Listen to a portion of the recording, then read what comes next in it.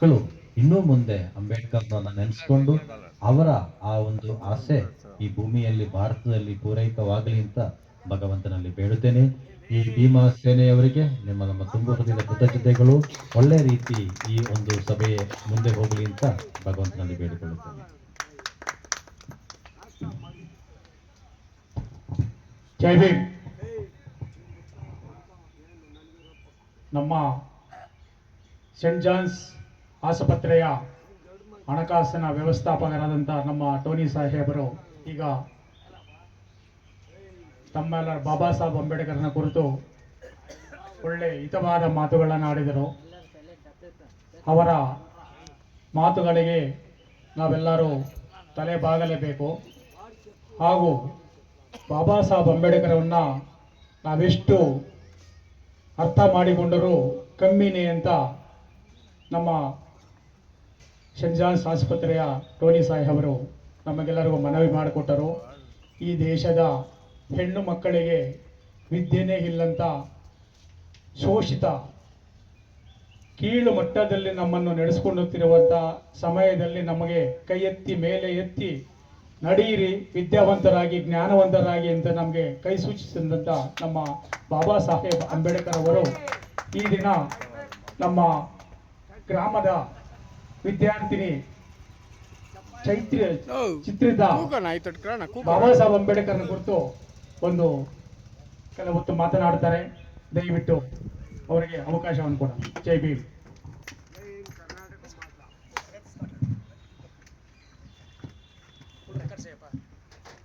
ಕಿರ್ರಮ್ಮ ಈತಡ್ಕ ಕಡ್ಕ ಕದ್ದ ಕಡ್ಕ చెప్పಮ್ಮ. ಎಲ್ಲರಿಗೂ ಶುಭೋದಯ. ನಾನು ಇಂದು ಇಂಗ್ಲಿಷ್ನಲ್ಲಿ ಮಾತನಾಡುತ್ತೇನೆ. A very pleasant morning to distinguished officers, chief guests, honored elders, and everyone present here. Today, I wish to begin with a reality that's had a huge impact on our society. Not so very long ago, in the state of Madhya Pradesh, a young boy, was denied water, was made to sit outside his own classroom, and was treated as an untouchable. But today, his name is heard all over the world as one of the greatest men. As everyone would have guessed, it is none other than Dr. B.R. Ambedkar. What made him remarkable is not what he faced, it is what he became. From those harsh beginnings, he rose with knowledge as his weapon and determination as his strength. He studied for nearly 18 hours a day, believing that education is the strongest weapon that can change the society. He went on to earn multiple degrees and became the chief architect of the Indian Constitution, framing the foundation of the democracy we all proudly live in today. Dr. Ambedkar did not solely fight for equality, but he strongly stood for women's opportunities and their equal rights. His life was not just about struggles, it was about direction.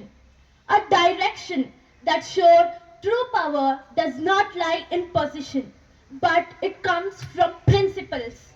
That true change does not come from anger, but from awareness. As well said, life should be great rather than long. Because Dr. Baba Saheb Ambedkar didn't just live for himself, he lived for millions of people whose voice was unheard. Dr. B.R. Ambedkar did not ask us to remember him. He asked us to think, to question, and to act. So today, let us not just reduce this to a celebration. Let this be a commitment to uphold dignity, to reject discrimination, and to build a society that follows its principles and vision. Even today, millions of people are guided by the thoughts of Dr. Ambedkar. So let us not just reduce his name to a remembrance, but let us build a society wherein his principle of equality is not just an idea, but a reality we all live in. Doctor B R Ambedkar ಅವರು ಕೇವಲ ಒಬ್ಬ ವ್ಯಕ್ತಿಯಾಗಿರಲಿಲ್ಲ, ಅವರೊಂದು ಶಕ್ತಿ. ಅವರು ಕೇವಲ ಇತಿಹಾಸವಲ್ಲ, ನಮ್ಮ ಭವಿಷ್ಯದ ದಾರಿ. ನಾವು ಕೇವಲ ಅವರನ್ನು ನೆನಪಿಸಿಕೊಳ್ಳದೆ ಅವರ ಆದರ್ಶ ಮತ್ತು ಕನಸುಗಳನ್ನು ನಿಜಗೊಳಿಸಬೇಕು. ಸಮಾನತೆ ಎನ್ನುವುದು ಕೇವಲ ಒಂದು ಮಾತಲ್ಲ, ಅದು ನಾವು ರೂಢಿಸಿಕೊಳ್ಳುವ ನಡೆಯಾಗಬೇಕು. Thank you. ಜೈ ಭೀಮ್.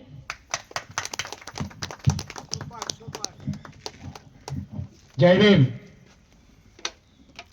ಈ ದಿನ ಚಿತ್ರಿತ ಒಂದು ಹೆಣ್ಣು ಮಗು ಬಂದು ಒಂದು ಸ್ಟೇಜ್ ಮೇಲೆ ಮಾತಾಡಬೇಕಾದ್ರೆ ಆ ಶಕ್ತಿ ತುಂಬಿದಂಥ ಒಂದು ಶಕ್ತಿ, ಮಹಾನಾಯಕ, ಮಹಾಪುರುಷ, ಪುರುಷೋತ್ತಮ ಡಾಕ್ಟರ್ ಬಿ ಆರ್ ಅಂಬೇಡ್ಕರ್ ಅವರು ಕೊಟ್ಟಂತ ಶಕ್ತಿ. ಹೆಣ್ಣು ಮಕ್ಕಳಿಗೆ ಮೊಟ್ಟ ಮೊದಲು ಹೆಣ್ಣು ವಿದ್ಯಾವಂತಳಾಗಬೇಕು. ಹೆಣ್ಣು ವಿದ್ಯಾವಂತಳಾದರೆ ತನ್ನ ಕುಟುಂಬ ವಿದ್ಯಾವಂತರಾಗುತ್ತಾರೆ. ಕುಟುಂಬ ವಿದ್ಯಾವಂತರಾದರೆ ಗ್ರಾಮ ವಿದ್ಯಾವಂತರಾಗ್ತಾರೆ. ಗ್ರಾಮ ಆದರೆ ಊರಾದರೆ, ತಾಲೂಕಾದರೆ ಜಿಲ್ಲಾ ಆದರೆ ರಾಜ್ಯ ಆದರೆ ದೇಶ. ಈ ರೀತಿ ಹೆಣ್ಣು ವಿದ್ಯಾವಂತಳಾದರೆ ಇಡೀ ದೇಶವೇ ಸಮೃದ್ಧಿಯಾಗಿರುತ್ತೆ ಅಂತ ಹೇಳ್ಬಿಟ್ಟು ಬಾಬಾ ಸಾಹೇಬ್ ಅಂಬೇಡ್ಕರ್ ಮೊಟ್ಟ ಮೊದಲಿಗೆ ಹೆಣ್ಣಿಗೆ ಎಲ್ಲ ವಿದ್ಯೆದ ಒಂದು ಹಕ್ಕನ್ನು ಕೊಟ್ಟಿದ್ದು ನಮ್ಮ ಎಲ್ಲ ನೆಚ್ಚಿನ ನಾಯಕ ಬಾಬಾ ಸಾಹೇಬ್ ಅಂಬೇಡ್ಕರ್. ಬಾಬಾ ಸಾಹೇಬ್ ಅಂಬೇಡ್ಕರ್ ಕೊಟ್ಟಂತ ವಿದ್ಯೆಯನ್ನು ಸಮೃದ್ಧಿಯಾಗಿ ನಾವು ಹೆಣ್ಣು ಮಕ್ಕಳು ಉಪಯೋಗಿಸಿಕೊಂಡರೆ ಈ ದೇಶ ತುಂಬಾ ಮುಂದೆ ಹೊರೀತದೆ ಅಂತ ಬಾಬಾ ಸಾಹೇಬ್ ಅಂಬೇಡ್ಕರ್ಗೆ ತುಂಬಾ ಒಂದು ಪ್ರಿಯವಾದ ಹಂಬಲೆಂದರೆ ಹೆಣ್ಣು ಮಕ್ಕಳನ್ನ ಆ ದಿನ ಶಾಲೆಗೆ ಹೋಗುವಂತಿರಲಿಲ್ಲ, ಮನೆಯಿಂದ ಆಚೆ ಬರುವಂತಿರಲಿಲ್ಲ. ಹೆಣ್ಣು ಮಕ್ಕಳಿರುವ ಯಂತ್ರ, ಅಡಿಗೆ ಮಾಡುವ ಯಂತ್ರ ಎಂದು ಈ ನಮ್ಮನ್ನ ಬಾಬಾ ಸಾಹೇಬ್ ಅಂಬೇಡ್ಕರ್ ಕೊಡಕ್ಕೆ ಮುಂಚೆ ಇದ್ದಂತ ಸಂವಿಧಾನ ಮನುಸ್ಮೃತಿ ಸಂವಿಧಾನದಲ್ಲಿ ಅಳವಡಿಸಿತ್ತು. ಆ ಸಂವಿಧಾನವನ್ನು ಬಾಬಾ ಸಾಹೇಬ್ ಅಂಬೇಡ್ಕರ್ 1923ರಲ್ಲಿ ನಮ್ಮ ಕಾಲಾರಾಮ್ ದೇವಸ್ಥಾನದ ಹತ್ತಿರ ಅದನ್ನು ಸುಟ್ಟು ಹೆಣ್ಣು ಮಕ್ಕಳಿಗೆ ಸ್ವತಂತ್ರವಾಗಿ ಬದುಕುವಂತ ಹಕ್ಕು ಕೊಟ್ಟಿದ್ದು ಬಾಬಾ ಸಾಹೇಬ್ ಅಂಬೇಡ್ಕರ್. ಆ ಹಕ್ಕಿನ ಮುಂದೆ ಈ ದಿನ ನಮ್ಮ ಚಿತ್ರಿತ ನಮ್ಮನ್ನೆಲ್ಲರ ಕುರಿತು ಬಾಬಾ ಸಾಹೇಬ್ ಅಂಬೇಡ್ಕರ್ ಕುರಿತು 4 ಒಳ್ಳೆ ಮಾತುಗಳಾಡಿದರೆ ಆ ಹೆಣ್ಣು ಮಗಳಿಗೆ ಧನ್ಯವಾದ. ಜೈ ಭೀಮ್. ಹಾಗೂ ನಮ್ಮ ಬ್ಲಾಕ್ ಪ್ರೆಸಿಡೆಂಟ್ ಆದ ಗೋವರ್ಧನ್ ರೆಡ್ಡಿ ಸಾಹೇಬರು 4 ಮಾತನಾಡಬೇಕಾಗಿ ಮನವಿ. ಜೈ ಭೀಮ್. ಎಲ್ಲರಿಗೂ ನಮಸ್ಕಾರ. ಇವತ್ತಿನ ದಿನ ಕರ್ನಾಟಕ ರಿಪಬ್ಲಿಕ್ ಸೇನೆ ವತಿಯಿಂದ ಆಯೋಜಿಸಿರುವಂತ 135ನೇ ಡಾಕ್ಟರ್ ಬಾಬಾ ಸಾಹೇಬ್ ಅಂಬೇಡ್ಕರ್ ಅವರ ಜಯಂತ್ಯೋತ್ಸವ ಅತಿ ವಿಜೃಂಭಣೆಯಿಂದ ತಾವೆಲ್ಲರೂ ಮಾಡಿದ್ದೀರಿ. ಇದು ಅಧ್ಯಕ್ಷರಾದಂಥ ಮುನಿಯಪ್ಪನವರು ಮತ್ತು ಅವರ ತಂಡದವರು ಎಲ್ಲರೂ ಸೇರಿ ಇಷ್ಟು ವಿಜೃಂಭಣೆಯಿಂದ ಮಾಡಿದ್ದೀರಾ. ಈ ಕಾರ್ಯಕ್ರಮಕ್ಕೆ ನಮ್ಮ ಸೆಂಟ್ ಜಾನ್ಸ್ ಫೈನಾನ್ಸ್ ಡೈರೆಕ್ಟರ್ ಆದಂಥ ಫಾದರ್ ಟೋನಿ ಅವರು ಬಂದಿದ್ದಾರೆ, ಅವ್ರಿಗೂ ಕೂಡ ಸ್ವಾಗತ ಕೋರ್ತೇನೆ. ಅದೇ ರೀತಿ ಇಲ್ಲಿ ನಮ್ಮ government school Prakash head master ಅವರು ಬಂದಿದ್ದಾರೆ, ಅವ್ರಿಗೂ ಕೂಡ ಸ್ವಾಗತ ಕೋರ್ತೇನೆ.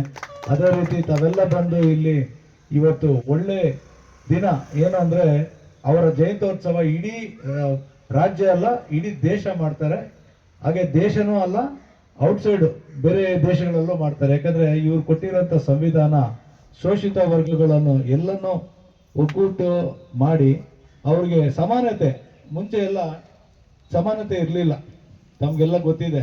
ಹೋದ್ರೆ ಕುಡಿಯೋಕೆ ನೀರು ಕೊಡ್ತಾ ಇರಲಿಲ್ಲ, ಒಂದೇ ಕಡೆ ಅವ್ರು ಓದಂಗಿಲ್ಲ, ಆಚೆ ಕ್ಲಾಸಲ್ಲಿ ಹೊರಗಡೆ ಕುಂಡಿಸ್ತಾ ಇದ್ರು, ಅವ್ರಿಗೆ ಸಮಾನತೆ ಅನ್ನೋದು ಇರಲಿಲ್ಲ. ಹಾಗಾಗಿ ಡಾಕ್ಟರ್ ಭೀಮರಾವ್ ಅಂಬೇಡ್ಕರ್ ಸಾಹೇಬರು ಎಲ್ಲರಿಗೂ ಸಮಾನತೆ ಬರಬೇಕು, ನಾವೆಲ್ಲರೂ ಒಂದೇ ಜಾತಿಗೆ ಸೇರುವಂಥವ್ರು ಅಂತ ಹೇಳಿ ಏನು ಅವತ್ತು ಬರೆದಿರುವಂಥ ನಮ್ಮ ಕಾನ್ಸ್ಟಿಟ್ಯೂಷನ್ ಅದನ್ನು ಇವತ್ತುವರೆಗೂ ಅಚ್ಚುಕಟ್ಟಾಗಿ ಪಾಲನೆ ಆಗ್ತಾ ಇದೆ. ಅದೇ ರೀತಿ ಅವ್ರು ಮಾಡಿರುವಂಥ ದೂರದೃಷ್ಟಿ ಅಂದರೆ ಇದೆಲ್ಲನೂ ಏನು ಬೇರೆ ರಾಜ್ಯಗಳಲ್ಲಾಗಲಿ ಬೇರೆ ದೇಶಗಳಲ್ಲಿ ಈ ಜನಗಳು ಯಾವ ಥರ ನೋಡ್ತಾ ಇದ್ರು ಜನಗಳನ್ನ ಅಂತ ಅದನ್ನು ಒಂದು ಲಿಖಿತ ರೂಪದಲ್ಲಿ ಬರೆದು ಅದನ್ನ ಅನುಷ್ಠಾನ ತಂದು ಇವತ್ತಿನ ದಿನ ಅವರು ಕೊಟ್ಟಿರುವಂಥ ಮಾರ್ಗದರ್ಶನದಲ್ಲಿ ನಾವೆಲ್ಲ ನಡ್ಕೊಂಡು ಹೋಗ್ತಾ ಇದ್ದೀವಿ. ಹಾಗಾಗಿ ಅವರಿಗೆ ನಾವು ಧನ್ಯವಾದಗಳು ಹೇಳಬೇಕು. ಎಷ್ಟೇ ಧನ್ಯವಾದಗಳು ಹೇಳಿದ್ರು ಮುನ್ನಪ್ಪನವ್ರು ಹೇಳ್ದಂಗೆ ಸಾಕಾಗಲ್ಲ. ಭೀಮರಾವ್ ಸಾಹೇಬ್ರ ಅಂಬೇಡ್ಕರ್ ಅವರು ಎಷ್ಟೇ ವಿದ್ಯಾವಂತರಾಗಿ ಅವರು ಬೇರೆ ಜನಗಳು ಅವರು ಅಷ್ಟೇ ವಿದ್ಯೆನೇ ಒಂದು ಪವರ್ಫುಲ್ ವೆಪನ್ ಅಂತ ಹೇಳಿದ್ದಾರೆ. ಹಾಗಾಗಿ ಚಿತ್ರದವರು ಬಹಳ ನೀಟಾಗಿ ಹೇಳಿದ್ರು. ಇಂಗ್ಲಿಷ್ ಅಲ್ಲಿ ಬಹಳ ನಾನು ನೋಡಿದ ಪೇಪರ್ ನೋಡ್ಕೊಂಡಿಲ್ಲ ಅಮ್ಮ, ಅಷ್ಟು ನೀಟಾಗಿ ಜ್ಞಾನವನ್ನು ಇಟ್ಕೊಂಡು ಹೇಳಿದಾಳೆ. ಅಂದ್ರೆ ಆ ಅಮ್ಮ ಎಷ್ಟು ಅರ್ಥ ಮಾಡ್ಕೊಂಡು ಮೈಂಡ್ ಅಲ್ಲಿ ಇಟ್ಕೊಂಡಿದ್ದಾಳೆ ಅಂದ್ರೆ ಇವತ್ತು ಒಂದು ಹೆಣ್ಮಗಳು ಇಷ್ಟು ಮಾತಾಡಿದಾಳೆ ಅಂದ್ರೆ ನಮಗೂ ಕೂಡ ಹೆಮ್ಮೆನೆ. ತುಂಬಾ ಚೆನ್ನಾಗಿ ಮಾತಾಡೋಣ. ಸೊ ಎಲ್ಲರಿಗೂ ವಂದನೆಗಳೊಂದಿಗೆ ಇವತ್ತಿನ ದಿನ ಈ ಕಾರ್ಯಕ್ರಮ ಮುಂದುವರಿಸಲಿ ಅಂತ ಹೇಳಿ ನಾನು ಆಚರಿಸ್ತೇನೆ. ಧನ್ಯವಾದಗಳು. ಜೈ ಭೀಮ್. ಕೋರಮಂಗಲ ಬ್ಲಾಕ್ನ ಪ್ರೆಸಿಡೆಂಟ್ ಆದ ಗೋವಿಂದರಾಜ ರೆಡ್ಡಿ ಅವರು ಈ ಕಾರ್ಯಕ್ರಮದ ಬಗ್ಗೆ 4 ಒಳ್ಳೆ ಮಾತುಗಳಾಡಿದ್ದಾರೆ. ದಯವಿಟ್ಟು ಬಾಬಾ ಸಾಹೇಬ್ ಅಂಬೇಡ್ಕರ್ ಬಗ್ಗೆ ತುಂಬಾ ಅರ್ಥಪೂರ್ಣವಾಗಿ ಹೇಳಿದಂತ ನಮ್ಮ ಗೋವರ್ಧನ್ ರೆಡ್ಡಿ ಸಾಹೇಬರಿಗೆ ಧನ್ಯವಾದಗಳು, ಭೀಮ ವಂದನೆ. ಹಾಗೂ ನಮ್ಮ ಸರ್ಕಾರಿ ಶಾಲೆಯ ಮುಖ್ಯೋಪಾಧ್ಯಾಯರಾದಂಥ ಪ್ರಕಾಶ್ ಸರ್ ಅವರು 4 ಮಾತುಗಳಕ್ಕಾಗಿ ಮನವಿ ಮಾಡಿಕೊಳ್ಳಿ. ಜೈ ಭೀಮ್.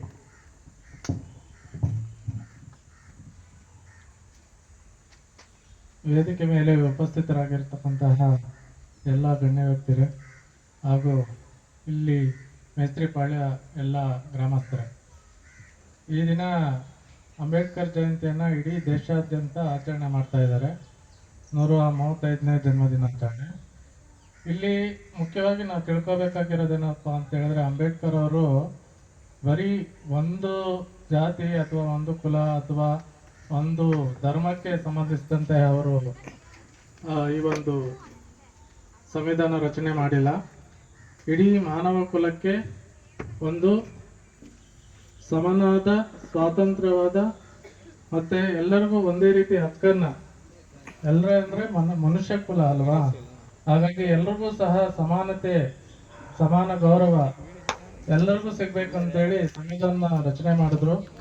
ಈ ಒಂದು ಸಂದರ್ಭದಲ್ಲಿ ಅವರು ನಡೆಸಿಕೊಟ್ಟಂತಹ ದಾರಿಯಲ್ಲಿ ಎಲ್ಲರೂ ಸಹ ನಡೆಯೋಣ ಅಂತ ಹೇಳಿ ಅವರ ಈ ಒಂದು 135ನೇ ಜನ್ಮದಿನ ಆಚರಣೆ ಮಾಡ್ತಕ್ಕಂತಹ ಈ ಒಂದು ಮುನಿಯಪ್ಪ ಅವರು ಅರೇಂಜ್ಮೆಂಟ್ ತುಂಬಾ ಚೆನ್ನಾಗಿ ಮಾಡಿದ್ದಾರೆ. ಅವರಿಗೆ ಧನ್ಯವಾದಗಳನ್ನು ಹೇಳ್ತಾ ನನ್ನ 2 ಮಾತನ್ನು ಮುಗಿಸ್ತೇನೆ.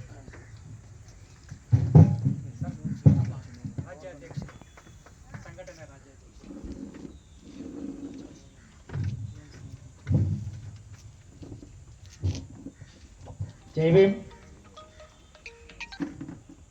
ತಡವಾಗಿ ಬಂದಂತ ನಮ್ಮ ರಾಜ್ಯಾಧ್ಯಕ್ಷರಾದಂಥ ಪ್ರಜ್ವಲ್ ಜಿಗೇಶಂಕರ್ ಅವರಿಗೆ ಭೀಮ ವಂದನೆಗಳು ಹಾಗೂ ಸುಸ್ವಾಗತ. ಹಾಗೂ ನಮ್ಮೆಲ್ಲರ ಮೇಸ್ತ್ರಿಪಾಳ್ಯ ಶೋಷಿತ ಸಮಾಜಕ್ಕೆ ಸತತವಾಗಿ ನಮ್ಮ ದಿವಂಗತ ಜಿಗ್ನೀಶ್ ಶಂಕರ್ ಸಾಹೇಬರು ಇರಬೇಕಾದ್ರೂ ನಮ್ಮ ಕುಂದುಕೊರತೆಗಳನ್ನು ಆಲಿಸಿ ಸರ್ಕಾರದಲ್ಲಿ ಹಾಗೂ ಸಮಾಜದಲ್ಲಿ ಏನೇ ಸವಲತ್ತುಗಳು ಬಂದರೂ ಅದನ್ನು ಸಮಗ್ರವಾಗಿ ಪರಿಶೀಲಿಸಿ ತಮ್ಮ ಗ್ರಾಮಸ್ಥರಿಗೆ ಅರ್ಪಿಸಿದಂಥ ಸಮಾಜ ಸೇವಕ ಸಿಮನ್ ಶಿವು ಅವರಿಗೆ ಈ ಕಾರ್ಯಕ್ರಮಕ್ಕೆ ಬಂದದಕ್ಕೆ ಸ್ವಾಗತ. ನಮ್ಮ ಶಾಲೆಯ ಮುಖ್ಯೋಪಾಧ್ಯಾಯರು ಪ್ರಕಾಶ್ ಸರ್ ಅವರು ಬಾಬಾ ಸಾಹೇಬ್ ಅಂಬೇಡ್ಕರ ಬಗ್ಗೆ ಒಳ್ಳೆ ಮಾತುಗಳಾಡಿದರು. ಅವರು ಮಾರ್ಗದರ್ಶನದಲ್ಲಿ ನಾವೆಲ್ಲರೂ ಈ ವಿದ್ಯೆ ಅನ್ನೋದು ಎಷ್ಟು ಮುಖ್ಯ ಅನ್ನೋದು ಬದಲು ನಾವು ಅರ್ಥ ಮಾಡಿಕೊಳ್ಳಬೇಕು. ಅದಕ್ಕೆ ಅವರು ಮಾರ್ಗದರ್ಶನ ಹೇಳಿದಂಥ ಅವರಿಗೆ ಭೀಮ ವಂದನೆಗಳು. ಈಗ ನಮ್ಮ ಸಮಾಜ ಸೇವಕರಾದಂಥ ಶಿವು ಅವರು 4 ಮಾತುಗಳಾಡಬೇಕಾಗಿ ಮನವಿ. ಈ ದಿನ ಬಾಬಾ ಸಾಹೇಬ್ ಅಂಬೇಡ್ಕರ್ ಅವರ 135ನೇ ದಿನವನ್ನು ಮೇಸ್ತ್ರಿಪಾಳ್ಯ ಗ್ರಾಮದ ಕರ್ನಾಟಕ ರಿಪಬ್ಲಿಕನ್ ಸೇನೆ ಮಾತಾ ರಮಾಬಾಯಿ ಘಟಕದಿಂದ ಆಯೋಜಿಸಿದ್ದೇವೆ. ಈ ಕಾರ್ಯಕ್ರಮಕ್ಕೆ ವೇದಿಕೆ ಮೇಲೆ ಕುಳಿತಂತ ಎಲ್ಲ ಗಣ್ಯರಿಗೂ ಭೀಮ ವಂದನೆಗಳು ಹಾಗೂ ವೇದಿಕೆಯ ಕೆಳಭಾಗದಲ್ಲಿ ಕುಂತಂತ ನಮ್ಮ ಮೇಸ್ತ್ರಿಪಾಳ್ಯ ಗ್ರಾಮಸ್ಥರು ಹಾಗೂ ಮಹಿಳೆಯರಿಗೂ ಭೀಮ ವಂದನೆಗಳು. ನಾವು ಬಾಬಾ ಸಾಹೇಬ್ ಅಂಬೇಡ್ಕರ್ ಬಗ್ಗೆ ಒಂದು 4 ಹಿತನುಡಿಗಳನ್ನು ನುಡಿಬೇಕೆಂತೇಳಿ ಹೇಳಿದಾಗ ಎಲ್ಲರೂ ಒಳ್ಳೊಳ್ಳೆ ವಿಚಾರಗಳನ್ನು ನಮಗೆ ಅರ್ಪಿಸಿಕೊಟ್ಟರು. ಆದರೆ ಈ ದೇಶದಲ್ಲಿ ಶಾಲೆಯಲ್ಲಿ ಕುಂತು ವಿದ್ಯೆ ಕಲಿಯದೆ ಶಾಲೆಯಿಂದ ಆಚೆ ಗೋಣಿ ಚೀಲದಲ್ಲಿ ಕುಂತು ವಿದ್ಯೆ ಕಲಿತು ಬಾಬಾ ಸಾಹೇಬ್ ಅಂಬೇಡ್ಕರ್ ಅವರು ಈ ದಿನ ದೇಶದಲ್ಲಿ ಉನ್ನತ ಸ್ಥಾನದಲ್ಲಿ 45 ವರ್ಷಗಳ ಸತತವಾಗಿ ವಿದ್ಯಾಭ್ಯಾಸ ಮಾಡಿ 32 ಡಿಗ್ರಿಗಳನ್ನು ಪಡೆದು ಬಾಬಾ ಸಾಹೇಬ್ ಅಂಬೇಡ್ಕರ್ ಈ ದಿನ ಭಾರತ ದೇಶಕ್ಕೆ ಪ್ರಪಂಚದ 23 ದೇಶಗಳ ಸಂವಿಧಾನವನ್ನು ಓದಿ 5,000 ಪುಸ್ತಕಗಳನ್ನು ಬರೆದು ಈ ದಿನ ಭಾರತ ದೇಶಕ್ಕೆ ಸಂವಿಧಾನ ಬರೆದು ಆ ಸಂವಿಧಾನ ಹೇಗಿದೆ ಎಂದರೆ ಈ ದೇಶದ ಈ ನೆಲದಲ್ಲಿ ಹುಟ್ಟಿದಂತ ಪ್ರತಿಯೊಂದು ಜೀವಿಗೂ ಬರೀ ಮನುಷ್ಯರಿಗೆ ಅಲ್ಲ, ಬಾಬಾ ಸಾಹೇಬ್ ಅಂಬೇಡ್ಕರ್ ಕೊಟ್ಟಿರುವುದು ಈ ನೆಲದಲ್ಲಿ ಹುಟ್ಟಿರುವಂತ ಪ್ರತಿಯೊಂದು ಜೀವಿಗೂ ಹಕ್ಕಟ್ಟು ಕೊಟ್ಟಂತ ನಮ್ಮ ಮಹಾಪುರುಷ ಡಾಕ್ಟರ್ BR ಅಂಬೇಡ್ಕರ್ ಅವರು. ಬಾಬಾ ಸಾಹೇಬ್ ಅಂಬೇಡ್ಕರ್ ಅವರು ಯಾವ ರೀತಿ ಹಕ್ಕು ಕೊಟ್ಟಿದ್ದಾರೆ ಅಂದರೆ ನಿಮಗೆ ಎಲ್ಲ ಗೊತ್ತಿರಬೇಕು. ಈ ಹಿಂದಿ ಸಿನಿಮಾ ನಟರಾದಂತ ಸಲ್ಮಾನ್ ಖಾನ್ ಅವರು ಜಿಂಕೆಯನ್ನು ಹೊಡೆದಿರುತ್ತಾರೆ. ಇಂದಿಗೂ ಅವರು ಶಿಕ್ಷೆಯಿಂದ ಮುಕ್ತರಾಗಿಲ್ಲ, ಈಗಲೂ ಶಿಕ್ಷೆ ಅನುಭವಿಸುತ್ತಲೇ ಇದ್ದಾರೆ. ಏಕೆಂದರೆ ಅದು ಬಾಬಾ ಸಾಹೇಬ್ ಅಂಬೇಡ್ಕರ್ ಬರೆದಂತ ಸಂವಿಧಾನದಲ್ಲಿ ಇರುವಂತ ಕಾನೂನು. ಅದೇ ರೀತಿ ಮೊಟ್ಟ ಮೊದಲು ಈ ದೇಶದಲ್ಲಿ ನಮಗೆ ಅನ್ನದಾತ ಹೇಗೋ ಹಾಗೂ ನಮಗೆ ಮಹಾ ನಾಯಕರುಗಳೆಂದರೆ ನಮ್ಮನ್ನು ದೇಶನಾಳುವ ನಮ್ಮ ಕಾಪಾಡುವಂತ ಸೋಲ್ಜರ್ಸ್. ಮೊಟ್ಟ ಮೊದಲು ರೈತರಿಗೆ ಬಾಬಾ ಸಾಹೇಬ್ ಅಂಬೇಡ್ಕರ್ ಕೊಟ್ಟಿದ್ದು ರಿಸರ್ವೇಶನ್ ಅಂದರೆ 134ನೇ ಆರ್ಟಿಕಲ್ ಪ್ರಕಾರವಾಗಿ ಬಾಬಾ ಸಾಹೇಬ್ ಅಂಬೇಡ್ಕರ್ ಅವರು ನಮ್ಮ ದೇಶದ ದುಡಿಯುವ ವರ್ಗಕ್ಕೆ ಮೊಟ್ಟ ಮೊದಲು 134ನೇ ಆರ್ಟಿಕಲ್ ಪ್ರಕಾರವಾಗಿ 52 ರಿಸರ್ವೇಶನ್ ಕೊಡ್ತಾರೆ. ಆದರೆ ಕೆಲವು ನಾಯಕರುಗಳು ನಮ್ಮ ಸಮಾಜ ತುಂಬಾ ಅಭಿವೃದ್ಧಿ ಇದೆ, ನಮ್ಮ ಸಮಾಜಕ್ಕೆ ರಿಸರ್ವೇಶನ್ ಬೇಡ ಅಂತ ಹೇಳ್ತಾರೆ ಬಾಬಾ ಸಾಹೇಬ್ ಅಂಬೇಡ್ಕರ್ಗೆ. ಆದರೆ ಬಾಬಾ ಸಾಹೇಬ್ ಅಂಬೇಡ್ಕರ್ ಆ ದಿನದಲ್ಲಿ 27% ರಿಸರ್ವೇಶನ್ ಕೊಟ್ಟು ಶುಟ್ ಅಂತ ಬರೆದಿದ್ದಾರೆ. ಮತ್ತೆ ನೀವು ಹೋರಾಟ ಮಾಡಿ ರಿಸರ್ವೇಶನ್ ಪಡೆದುಕೊಳ್ಳಬೇಕು ಅಂತ ಹೇಳ್ಬಿಟ್ಟು ಬಾಬಾ ಸಾಹೇಬ್ ಅಂಬೇಡ್ಕರ್ ಹೇಳ್ತಾರೆ. ಎರಡನೇದು ಆರ್ಟಿಕಲ್ 341 ಶೋಷಿತ ಸಮಾಜ. ಶೋಷಣೆ ಅಂದ್ರೆ ಒಂದು ದುಡಿಯುವ ವರ್ಗ, ಎರಡನೇದು ದುಡಿಸ್ಕೊಳ್ಳೋ ವರ್ಗ. ದುಡಿಸ್ಕೊಳ್ಳೋ ವರ್ಗ ಅಂದ್ರೆ ಅವರಿಗೆ ಭೂಮಿ ಇಲ್ಲ, ವ್ಯವಸ್ಥೆ ಇಲ್ಲ, ಸಮಾಜದಲ್ಲಿ ಒಳ್ಳೆ ಬಟ್ಟೆ ಇಲ್ಲ, ಊಟ ಇಲ್ಲ. ಈ ರೀತಿ ಒಂದು ಶೋಷಿತ ಸಮಾಜಕ್ಕೆ ಆರ್ಟಿಕಲ್ 341 ಶೋಷಿತ ಸಮಾಜಕ್ಕೆ ಕೊಡ್ತಾರೆ. ಆರ್ಟಿಕಲ್ 342 ನಮ್ಮ ಸ್ನೇಹಿತರಾದಂತ ಹಾಗೂ ನಮ್ಮ ಬಂಧುಗಳಾದಂತ ಬಿಸಿ ವರ್ಗ ಅಂದ್ರೆ ಅವರು ಈ ದೇಶದಲ್ಲಿ ಮೊದಲಿಗೆ ಬ್ರಾಹ್ಮಣ, ಕ್ಷತ್ರಿಯ, ವೈಶ್ಯ ಅಂತಿರುತ್ತೆ. ಬ್ರಾಹ್ಮಣ, ಕ್ಷತ್ರಿಯ, ವೈಶ್ಯ ವರ್ಗಕ್ಕೆ ಸೇವೆ ಮಾಡುವಂತ ವರ್ಗ ಅಂದರೆ ಬಿಸಿ ವರ್ಗ. ಅವರಿಗೆ 342 ರಿಸರ್ವೇಶನ್ ಪ್ರಕಾರವಾಗಿ ಅವರಿಗೆ ಬಾಬಾ ಸಾಹೇಬ್ ಅಂಬೇಡ್ಕರ್ ಕೊಡ್ತಾರೆ. ಹಾಗೂ ಈಗ ನಮ್ಮ ಮೋದಿ ಸಾಹೇಬರು ಬಂದಾಗ ಬರೀ 3% ಇರುವಂತ ಜನಕ್ಕೆ 10% ರಿಸರ್ವೇಶನ್ ಕೊಡ್ತಾರೆ. ಅದು ನಮ್ಮ ಡಾಕ್ಟರ್ ಭೀಮರಾವ್ ಅಂಬೇಡ್ಕರ್ ಸಂವಿಧಾನವೇ ಕಾರಣ. ಈ ರೀತಿ ಈ ದೇಶದಲ್ಲಿ ಎಲ್ಲ ವರ್ಗಗಳಿಗೂ ಸಂವಿಧಾನ ಅಡಿಯಲ್ಲಿ ಬದುಕುವಂತ ಹಕ್ಕು ಕೊಟ್ಟಿದ್ದಾರೆ. ಹಾಗೂ ಭಾರತ ದೇಶದಲ್ಲಿ ಪ್ರತಿಯೊಂದು ಧರ್ಮಕ್ಕೂ ಪ್ರತಿಯೊಂದು ಜನಕ್ಕೂ ಸಮಾನವಾಗಿ ಬದುಕುವಂತೆ ಯಾವ ವರ್ಗಕ್ಕೂ ಯಾವ ಧರ್ಮಕ್ಕೂ ಯಾವ ಭೇದ ಭಾವ ಇಲ್ಲದೆ ಸಮನಾಗಿ ಹಕ್ಕು ಕೊಟ್ಟಂತ ಬಾಬಾ ಸಾಹೇಬ್ ಅಂಬೇಡ್ಕರ್ ಅವರನ್ನು ಈ ದಿನ ನಾವು ಸ್ಮರಿಸಲೇಬೇಕು. ಹಾಗೂ ಈ ದೇಶದಲ್ಲಿ ನಾವು ಈ ದಿನ ವಿದ್ಯೆ ಕಲಿತಿದ್ದೀರಿ ಅಂದರೆ ಅದು ಬಾಬಾ ಸಾಹೇಬ್ ಅಂಬೇಡ್ಕರ್ ಕೊಟ್ಟಂತ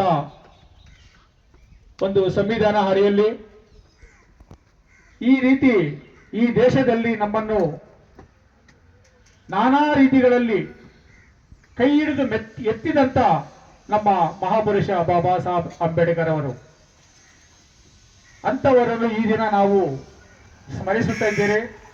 ಅವರು ಕೊಟ್ಟಂತ ಜ್ಞಾನ ಭಂಡಾರದಲ್ಲಿ ನಾವು ನಡೆಯುತ್ತಿದ್ದೇವೆ. ಬಾಬಾ ಸಾಹೇಬ್ ಅಂಬೇಡ್ಕರ್ ಅವರು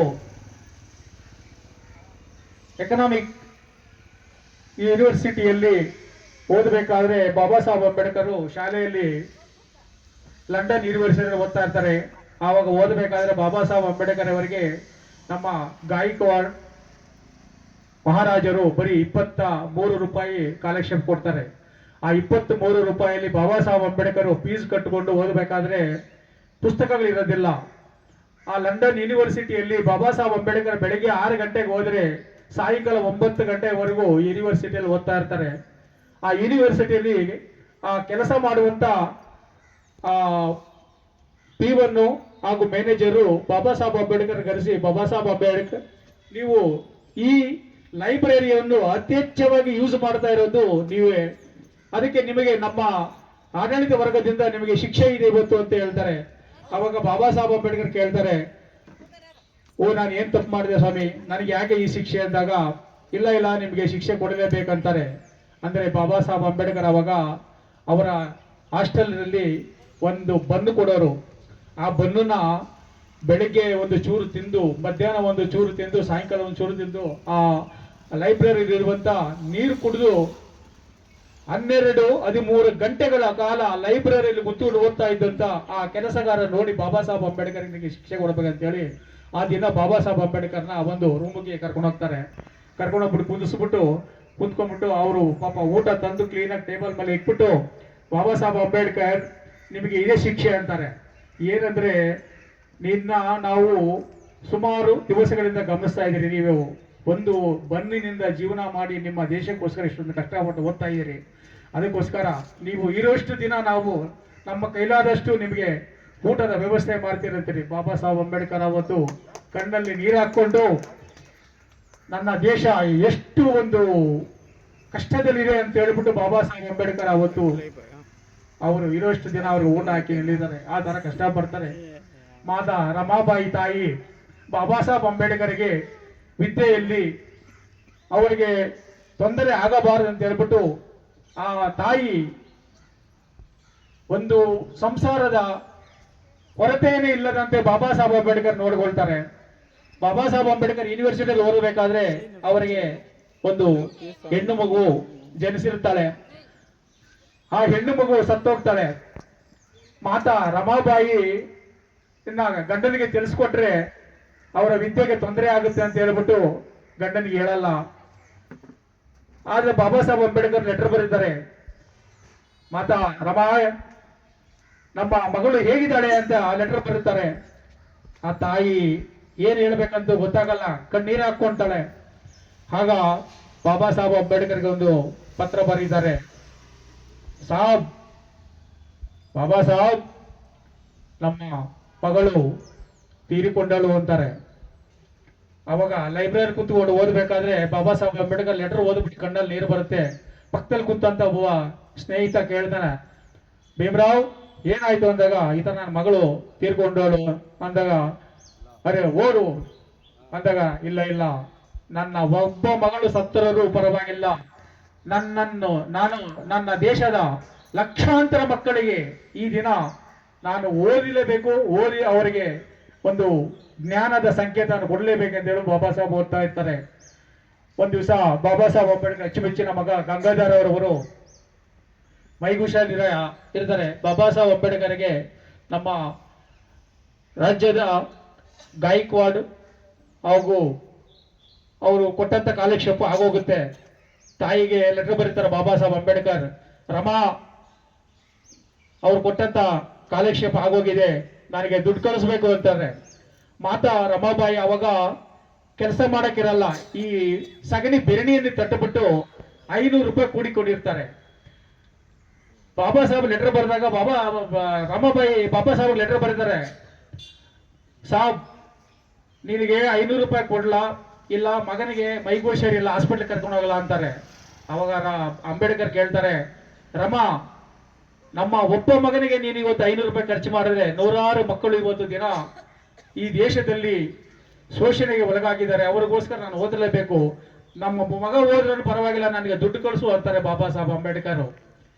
ಆ ಸನ್ನಿವೇಶ ಈಗ ನಾವು ನೆನೆಸ್ಕೊಂಡ್ರೆ ಕಣ್ಣಲ್ಲಿ ನೀರು ಬರುತ್ತೆ. ಆಗ ಮಾತಾ ರಮಾಬಾಯಿ ಅಂಬೇಡ್ಕರ್ಗೆ 500 ರೂಪಾಯಿ ಕಳಿಸ್ಕೊಡ್ತಾರೆ, ಅವರ ಮಗ ತೀರೋಗ್ತಾರೆ. ಬಾಬಾ ಸಾಹೇಬ್ ಅಂಬೇಡ್ಕರ್ LLB ಮಾಡಿ ಅಡ್ವೊಕೇಟ್ ಆಗಿ ದೇಶಕ್ಕೆ ಬಂದು ಹೈಕೋರ್ಟ್ ಅಲ್ಲಿ ಲಾಯರ್ ಆಗಿ ಕೆಲಸ ಮಾಡ್ತಾ ಇರ್ತಾರೆ. ಅವರ 4ನೆಯ ಮಗ ಗಂಗಾಧರ್ ತುಂಬಾ